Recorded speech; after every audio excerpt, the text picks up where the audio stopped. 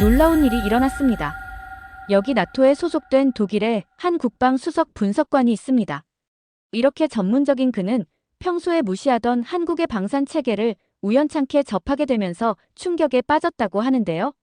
과연 K방산의 어떤 비밀이 그의 자부심을 이렇게 흔들어 놓았던 걸까요? 그 사연 지금 시작하겠습니다. 책상 위에 쌓인 보고서를 노려보며 미간을 찌푸렸어요. 제 이름은 한스 밀러. 독일 슈투트가르트의 방위 무기체계 분석 연구소에서 30년 넘게 수석 분석가로 일해왔죠. 평생을 강력한 레오파드 전차와 첨단 타우루스 미사일 같은 최고의 유럽 무기들을 연구하며 살았답니다. 한국산 무기라고. 정말로. 혼잣말을 중얼거리며 고개를 저었습니다. 그저 타국 기술을 흉내내는 국가일 뿐이야. 진짜 무기는 만들지 못해. 늘 독일이나 이스라엘 같은 나라들만이 진정한 첨단 군사 기술을 설계하고 제작할 수 있다고 믿어왔어요. 내 생각에 한국은 그저 모방자였죠. 다른 국가의 설계를 가져와 조립하기만 하는 나라. 그 이상도 그 이하도 아니었습니다. 하지만 최근 이상한 일이 벌어지고 있었어요. 폴란드군이 한국의 K2 전차를 구매해 사용하고 있었죠. K9 자주포는 유럽 전역에 판매되고 있었고요. 심지어 FA-50 전투기도 폴란드뿐 아니라 동남아시아와 중동 국가들로 수출되고 있었답니다. 완전히 혼란스러워 머리를 극적였어요. 단지 저렴해서일까? 아니면 우리가 놓치고 있는 게 있는 걸까? 바로 그때 상사가 제 사무실로 들어왔습니다. 이미 어질러진 제 책상 위에 또 다른 서류철을 떨어뜨렸어요. 한스, 한국에 가야겠네. 그가 단호하게 말했습니다. 그들의 방위산업에서 실제로 무슨 일이 벌어지고 있는지 알아보게. 요즘 모두가 한국산 무기에 대해 이야기하고 있어서 그 이유를 이해할 필요가 있어. 고개를 끄덕였지만 속으로는 시간 낭비가 될 거라 생각했어요. 그래도 명령은 명령이었죠. 일주일 후 서울행 비행기에 앉아있는 제 모습을 발견했습니다. 여전히 이건 무의미한 여행이라고 확신하며요. 제 노트를 훑어보면서 우쭐하고 우월감에 빠진 느낌이 들었어요. 아마 구식 공장에서 오래된 설계를 모방하는 것을 발견하겠지. 혼자 생각했습니다. 금방 끝날 여행이 될 거야. 비행기가 대륙을 가로질러 윙윙거렸어요. 창문 밖으로 하늘이 어두워지고 있었죠. 서류철을 닫고 좌석에 기대었습니다. 한국에서 무엇을 발견할까요? 아마도 인상적인 것은 없겠죠. 그저 기본적인 기술. 내가 익숙한 정밀한 독일 엔지니어링과는 다른 것들. 아마 다른 나라에서 만든 부품을 조립하는 몇 개의 생산 라인 정도겠죠. 어두컴컴한 공장을 걸으며 그들이 얼마나 뒤처져 있는지 생각하면서 공손하게 고개를 끄덕이는 상상을 했어요. 음료 드시겠습니까, 선생님? 승무원의 목소리가 내 생각을 중단시켰습니다. 커피 주세요. 대답한 후 다시 여행 계획으로 돌아갔어요. 주요 방위 기업들을 방문하고 사진 몇 장 찍고 그들이 여전히 유럽 기술보다 수십 년 뒤처져 있다는 간단한 보고서를 작성한 뒤 집으로 돌아갈 겁니다. 간단하죠. 승무원이 커피를 건네주며 미소를 지었어요. 이 한국 여행은 정확히 내가 예상한 대로 될 것입니다. 오직 우리 같은 전통적인 나라들만이 진정으로 첨단 무기를 만들 수 있다는 증거겠죠. 한국의 방위 기술에 대한 내 이해 그리고 세계관 전체가 완전히 뒤집히게 될 거라곤 전혀 몰랐답니다. 한국에서 나를 기다리고 있는 것은 무기, 기술, 심지어 한 나라를 완벽한 선진국으로 만드는 것이 무엇인지에 대해 내가 알고 있다고 생각했던 모든 것에 도전할 것이었어요. 비행기는 밤새 동쪽으로 계속 날아갔고 나는 준비되지 않은 놀라움을 향해 가고 있었습니다. 서울에 도착한 다음 날 아침, 한국 최대 방산업체 중 하나인 한화에어로스페이스로 향하는 택시에 몸을 실었어요. 높은 유리 건물이 아침 햇살에 반짝였죠. 넥타이를 바로잡으며 분명 지루한 기본 발표로 가득할 하루를 맞을 준비를 했답니다. 아마 화려한 영상과 브로슈어만 보겠지 정문을 지나며 생각했어요. 젊은 여성이 인사와 함께 나를 맞이하고 회의실로 안내했습니다. 밀러 박사님, 한화에 오신 것을 환영합니다. 그녀가 미소와 함께 말했어요. 우리 엔지니어들이 박사님을 만나길 기대하고 있어요. 공손하게 고개를 끄덕였지만 속으로는 그럼 그렇겠지. 아마 진짜 전문가에게서 배우고 싶을 테니까. 라고 생각했죠. 5분 후 한국 엔지니어들로 둘러싸인 큰 테이블에 앉았습니다. 예상했던 홍보 영상으로 시작하지 않았어요. 대신 기술 문서로 가득 찬 두꺼운 바인더를 펼쳤답니다. 이것은 우리 K9 자주포의 테스트 기록입니다. 엔지니어가 두꺼운 폴더를 내 쪽으로 밀며 설명했어요. 성공 사례와 완벽한 테스트 결과만 볼 것이라 예상하며 폴더를 열었습니다. 그런데 본 내용에 입을 다물 수 없었어요. 바인더는 실패로 가득했습니다. 잘못된 테스트, 부서진 부품, 시스템 오류를 보여주는 상세한 기록이 페이지마다 가득했죠. 하지만 각 실패 옆에는 놀라운 것이 있었어요. 무엇을 배웠는지, 어떻게 고쳤는지, 누가 문제를 해결했는지에 대한 메모였답니다. 이것은 우리 자주포의 17번째 버전입니다. 엔지니어가 자랑스럽게 설명했어요. 18번째 버전부터는 사고가 전혀 없었죠. 내가 듣고 있는 것을 믿을 수 없었습니다. 유럽에서는 보통 실패를 숨기거든요. 그것에 대해 이야기하지 않고 방문객에게 절대 보여주지 않죠. 하지만 여기 한국에서는 실패를 성공을 향한 단계로 자랑스럽게 설명하고 있었어요. 이제 우리 테스트 시설을 보시겠습니까? 엔지니어가 물었습니다. 여전히 충격을 받은 채로 고개를 끄덕였어요. 그날 오후 국방과학연구소 테스트홀을 걸으며 더욱 놀라움을 느꼈답니다. 유리 진열장이 벽을 따라 늘어서 있었지만 성공적인 무기로 채워져 있지 않았어요. 대신 실패한 부품들, 고장난 전자회로, 작동하지 않는 추적장치, 걸린 포탄 모듈, 손상된 변속기 등이 담겨 있었죠. 각 전시품 옆에는 상세한 기록이 있었습니다. 무엇이 잘못되었는지, 어떻게 개선했는지, 누가 해결책을 개발했는지, 날짜까지 완벽하게 기록되어 있었어요. 왜 이런 실패품들을 모두 전시해두나요? 옆에서 걷던 연구원에게 물었죠. 그녀가 미소 지었습니다. 실패는 우리가 잘못한 것이 아니에요. 그저 성공을 향한 여정에서의 한 걸음일 뿐이죠. 전에 이런 식으로 실패에 대해 말하는 사람을 들어본 적이 없었어요. 다음 날 한화 디펜스에서 K9 자주포의 실제 생산과 테스트를 지켜보았습니다. 서울에서 1시간 거리에 있는 포천의 야외 테스트 필드로 차를 몰았어요.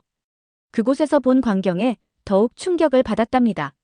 30대 초반으로 보이는 중간급 엔지니어가 거대한 차량을 진흙과 먼지, 구름을 뚫고 운전하고 있었어요.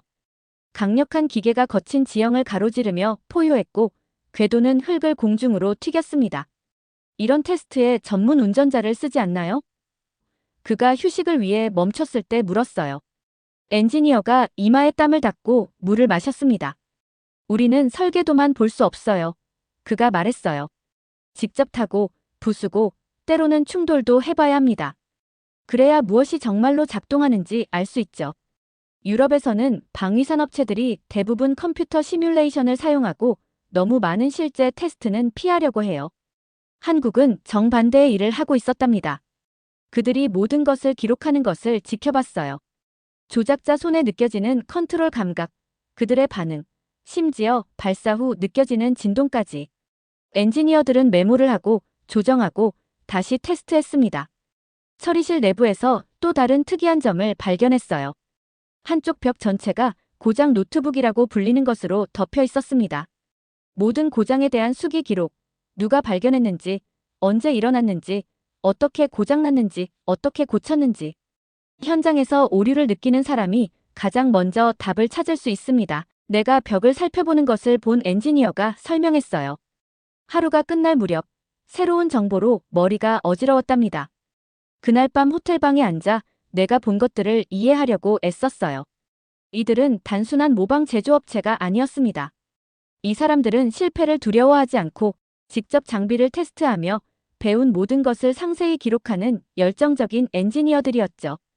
노트를 작성하려고 노트북을 켰지만 빈 화면만 바라보고 있었어요. 천천히 생각했습니다. 한국 무기에 대해 계속 오해하고 있었던 건지도 모르겠네. 아직 볼 것이 더 많았지만 이미 내 시각은 변하고 있었어요. 여기서 분명 특별한 무언가가 일어나고 있었습니다. 전혀 발견할 것이라 예상하지 못했던 것. 그리고 나는 한국 무기를 그토록 다르게 만드는 것이 무엇인지 이제 막 이해하기 시작했답니다. 한국에서의 셋째 날, 국방과학연구소의 기술연대 기실이라 불리는 곳을 방문했어요. 그곳에 들어서자 놀라움에 얼어붙었습니다.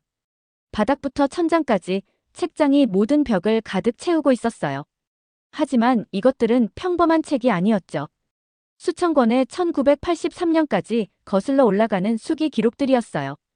방 안에는 오래된 종이와 잉크 냄새가 가득했고 어린 시절의 도서관을 떠올리게 했답니다. 이 모든 게 뭐죠? 안내자인 김 박사에게 물었어요. 이것은 우리의 기억입니다. 그가 자랑스러운 목소리로 말했죠. 모든 테스트, 모든 실패, 모든 해결책, 전부 수기로 기록되어 있어요. 무작위로 책장에서 한 권의 노트를 꺼내 펼쳤습니다.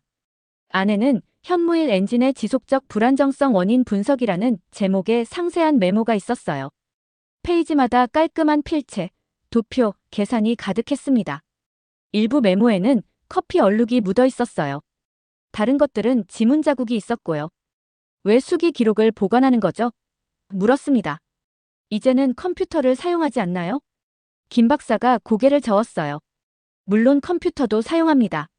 하지만 수기 노트에는 특별한 점이 있어요. 단순한 데이터뿐만 아니라 감정까지 담아내죠. 누군가 좌절했을 때의 펜 압력, 해결책을 찾았을 때의 흥분된 밑줄 긋기까지요. 그가 내 손에서 노트를 가져가 넘겨보았습니다. 기술은 발전하지만 기억이 단절되면 실패는 반복됩니다. 그가 설명했어요. 한국에서는 다음 세대가 우리의 실수를 반복하지 않도록 실패를 기록해요. 문득 기억이 단순한 데이터가 아니라 미래를 보호하는 무기라는 것을 깨달았습니다. 이 노트북들은 어떤 탱크나 미사일보다 더 가치 있는 보물이었어요. 읽어봐도 될까요? 다른 노트북을 가리키며 물었죠. 김 박사가 고개를 끄덕였고 나는 다음 1시간 동안 한국방위 개발의 연대기를 읽었답니다. 내 나라가 직면했던 것과 같은 문제들을 보았지만 여기서는 모든 해결책이 상세히 기록되어 있었어요. 그날 오후 늦게 국방부 방위산업협력국의 관계자를 만났습니다. 그녀는 폴란드, 이집트, 노르웨이, 핀란드, 호주, 루마니아 등 많은 국가로의 한국 무기 수출 계약을 조율해왔죠. 한국 차를 마시며 그녀의 사무실에 앉아 있는데 그녀가 내 모든 생각을 다시 고민하게 만드는 설명을 해주었어요. 밀러 박사님, 유럽이 놀란 것은 우리의 가격 때문이 아니었어요. 그녀가 나를 똑바로 쳐다보며 말했습니다.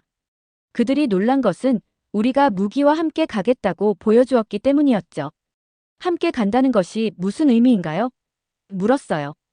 우리가 무기를 수출할 때 연구원들이 장비를 따라갑니다. 그녀가 설명했어요. 예비 부품도 포함해요. 구매자를 훈련시킬 강사도 보내죠. 그저 판매하고 사라지는 게 아니에요. 독일, 프랑스, 심지어 미국도 무기 수출 후 유지 보수에 대해 거의 책임지지 않는다는 생각이 들었어요. 우리는 제품을 판매한 후 대부분 구매자들을 그대로 방치했죠. 한국은 달랐습니다. 그저 수출이 아니라 파트너십이었어요. 내일 테스트 현장을 보고 싶으신가요? 그녀가 물었습니다. 물론이죠. 이제는 진심으로 더 많이 배우고 싶어 대답했어요. 다음 날 아침, 창원의 테스트 현장으로 차를 몰았습니다. 어두운 구름이 하늘을 채웠고 도착했을 때 비가 내리기 시작했어요. 테스트가 취소될 거라 예상했지만 놀랍게도 모두가 계속 작업하고 있었답니다. 테스트를 연기하지 않나요? 빗속에서 장비를 준비하던 연구원에게 물었어요. 그가 웃었습니다. 한국에서 가장 무서운 것은 날씨예요. 그가 말했어요. 우리는 매년 4계절을 모두 강렬하게 경험하죠. 봄의 황사, 여름의 장마와 폭염, 가을의 급격한 온도 변화, 그리고 많은 눈이 내리는 추운 겨울까지. 이 나라에서 무기를 만든다는 것은 자동적으로 4계절을 모두 견뎌낸 장비를 만든다는 의미예요. 폭우 속에서도 테스트를 진행하는 모습을 지켜봤어요. 작업자들은 젖어 있었지만 계속해서 데이터를 기록하고 장비를 조정했답니다. 나중에 연구원은 한국에서 38도 여름 날씨에서 열 테스트를 하고 영하 20도 겨울 아침에 반복적으로 엔진을 시동한다고 설명했어요. 황사, 습도, 변화, 바람 강도 모두 실제 테스트 과정의 일부가 되었죠. 그래서 우리 무기가 폴란드의 눈, 사우디아라비아의 열기, 인도네시아의 습도에서도 작동하는 겁니다. 그가 말했어요. 한국 무기는 특정 기후를 위해 설계된 것이 아니었어요. 이미 모든 것을 견뎌낸 거죠. 그날 저녁 서울로 돌아오는 차 안에서 창문을 타고 내려가는 빗방울을 보며 내가 배운 것에 대해 생각했어요. 단 3일 만에 내 이해가 완전히 바뀌었답니다. 한국 무기가 성공적인 이유는 저렴한 복제품이어서가 아니었습니다. 수십 년간 세심하게 기록된 경험을 바탕으로 만들어졌기 때문이었어요. 실험실에서만이 아니라 실제 환경에서 테스트되었고 한국인들은 판매 후에도 오랫동안 제품과 함께했죠. 노트북을 꺼내 한국에서 전혀 발견할 것이라 예상하지 못했던 3가지를 적었습니다. 실패에 대한 완벽한 기록을 보관한다. 모든 기후 조건에서 테스트한다. 단순한 사업 거래가 아닌 파트너십을 형성한다. 내 메모를 보면서 여행이 끝나기 전에 또 무엇을 발견할지 궁금했어요. 그것이 무엇이든 한 가지는 확실히 알고 있었습니다. 이제 한국 기술을 다시는 같은 시각으로 보지 않을 거라는 것. 한국에서의 마지막 저녁, 서울의 큰 컨퍼런스홀에서 열린 민관 방위산업 세미나에 참석했어요. 방 안은 다양한 배경의 사람들로 가득했습니다. 군인, 엔지니어, 정부 관계자, 연구원들이죠. 지난 며칠 동안 배운 모든 것을 아직도 정리하며 뒷줄에 앉았답니다. 중년의 남성이 연단으로 걸어 나왔어요. 다른 연사들처럼 멋진 옷을 입고 있지 않았죠. 단순한 단추 달린 셔츠를 입고 있었고 오랜 세월 기계를 다뤄온 듯한 거친 손을 가지고 있었습니다. 박 선생님이세요. 안내자가 내게 속삭였어요. 15년간 군인이셨죠.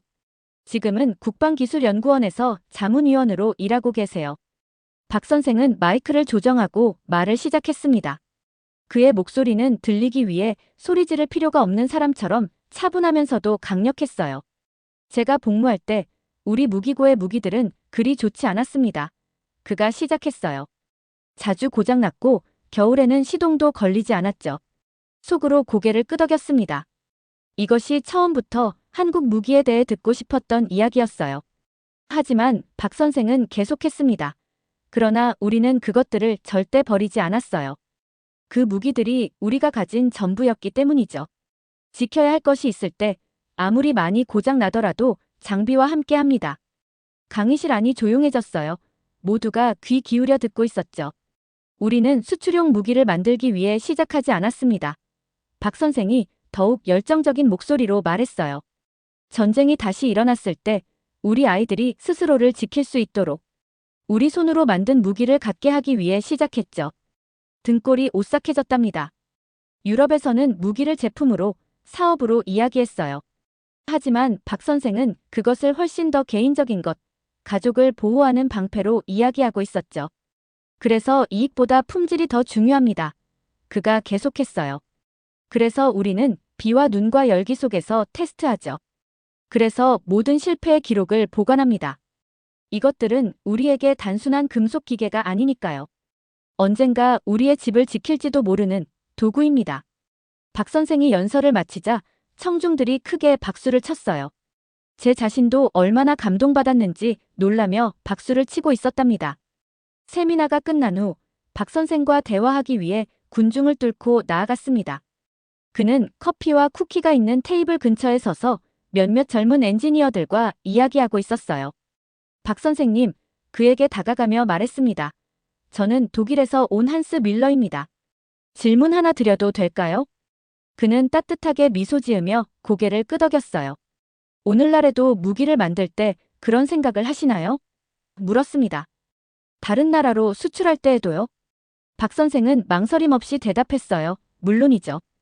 우리 무기는 우리 국민을 지켜야 합니다. 보호하려는 마음이 없다면 무기를 만들 권리가 없어요. 그가 내 눈을 바라보았고 그의 말에 담긴 진심을 느낄 수 있었습니다. 폴란드나 호주, 어떤 나라에 판매하든 우리는 그들의 군인을 우리의 형제자매로 생각합니다. 그들의 안전은 우리 손에 달려있죠. 그날 밤 늦게 내일 귀국 비행을 위해 가방을 싸며 호텔방에 앉아 있었어요. 창문 밖으로 서울의 불빛이 마치 땅으로 떨어진 별처럼 반짝였답니다. 평소처럼 기술 분석을 정리하기 위해 노트북을 열었지만 타이핑을 할 수 없었어요. 이 여행은 단순한 숫자와 사양으로 요약될 수 없었습니다. 내가 본 것들을 생각했어요. 수십 년간의 배움이 담긴 기록 보관실의 노트북들, 폭우 속에서 장비를 테스트하는 엔지니어들, 가족 보호에 대해 이야기하는 박 선생. 이 모든 것은 무기 능력과 기술 사양에 관한 나의 일반적인 보고서에 맞지 않았어요. 숫자와 사양을 넘어선 가치를 발견했답니다. 정신, 기억, 태도와 같은 단어들이 처음으로 내 마음속에서 기술보다 우선시되었어요. 여전히 K9 자주포 궤도의 기름 얼룩, K2 전차 포탑의 테스트. 반복적으로 고장났던 장비의 엔진을 다시 시동시킨 개발자의 웃는 얼굴이 보였습니다. 노트북을 닫고 창가로 걸어갔어요. 멀리서 도시를 둘러싼 산들이 보였습니다. 얼마 전까지 전쟁터였던 바로 그 산들이었죠. 한국의 무기들이 신뢰할 수 있는 이유는 총알보다 빠르거나 로켓보다 더 멀리 날 필요가 없다는 것을 깨달았어요. 그 뒤에 사람들이 있기 때문에 신뢰할 수 있었습니다. 기록하고 실패하고 인내하고 재건하고 절대 포기하지 않는 사람들이요. 다음 날 아침 독일로 돌아가는 비행기에서 노트북을 꺼냈습니다. 30년간 무기만 바라본 후 한국은 기술이 내게 의미하는 바를 바꿔놓았어요. 한국에서 본 것은 단순히 완성된 무기가 아니라 진정한 보호 의지로 만들어진 무기였답니다. 노트북에 한 문장을 적었어요. 나는 이 나라를 존경하게 되었다. 그들의 무기 때문이 아니라 그것을 만드는 사람들 때문에. 비행기 창문 밖으로 유럽 시간대가 다가오는 동안 여전히 자주포의 울림, 연구실의 기계 소리, 그리고 오래된 노트에서 나는 잉크 냄새가 느껴지는 듯 했습니다. 나는 다시 분석가로 돌아가겠지만 다시는 숫자만 보지 않을 거예요. 기억을 읽고 정신을 해석하고 기술을 만든 손길을 이해하려 노력할 것입니다. 만약 누군가 세상에서 가장 신뢰할 수 있는 무기는 무엇인가요? 라고 묻는다면 망설임 없이 대답하겠어요. 한국 무기입니다. 한국은 실패를 기술로 변화시키는 나라니까요. 그들은 기억을 담아 무기를 만드는 유일한 국가입니다. 이상으로 오늘의 사연 마치겠습니다. 구독과 좋아요 눌러주시면 더 많은 사연을 들어보실 수 있습니다.